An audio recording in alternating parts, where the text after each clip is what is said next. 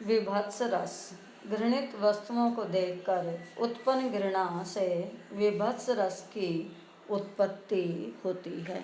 अर्थात जब कोई व्यक्ति घृणित दृश्य को देखता है या घोर अरुचिकर घृणित वस्तुओं जैसे हड्डी, रक्त, चर्बी, मांस आदि को देखकर उसकी दुर्गंध आदि के वर्णन से मन में घृणा जगती है, वही पुष्ट होकर विभत्स रस की निष्पत्ति करती है। अर्थात घृणित वस्तुओं, गंदगियों को देखकर व्यक्ति के मन में घृणा पैदा होती है और यही स्थायी भाव, यही जुगुप्सा भाव विभत्स रस की उत्पत्ति करता है कि जब घृणित वस्तुओं को देखकर, उसके बारे में सुनकर मन में जो घृणा उत्पन्न होती है, वही विभत्स रस की उत्पत्ति का कारण बनता है।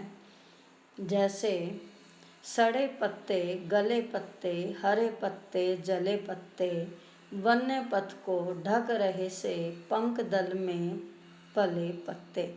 तो इस आधार पर गंदगी का, सड़े पत्तों का वर्णन करने से यहाँ स्थायी भाव घृणा, जुगुप्सा होता है। अर्थात विभत्स रस का स्थायी भाव घृणा या जुगुप्सा होता है।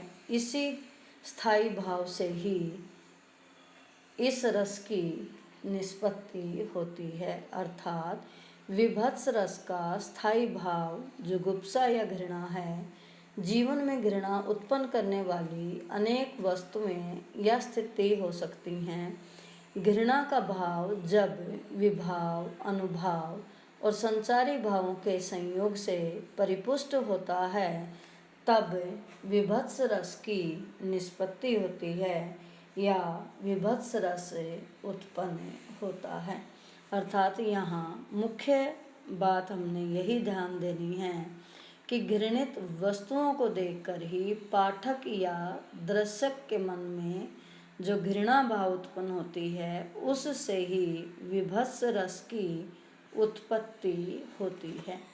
तो इसमें इस आधार पर स्थायी भाव होगा घृणा या जुगुप्सा और आलंबन होगा घृणित दृश्य अर्थात गंदगी, जैसे रक्त, मांस, घृणित पदार्थ, मैली कुचली वेशभूषा, मछली बाजार, कसाई खाना, शमशान घाट और इसी से उद्दीपन कि जहाँ दुर्गंध फैली होगी तो वहाँ दुर्गंधी दुर्गंध से विभत्स रस की उत्पत्ति होगी।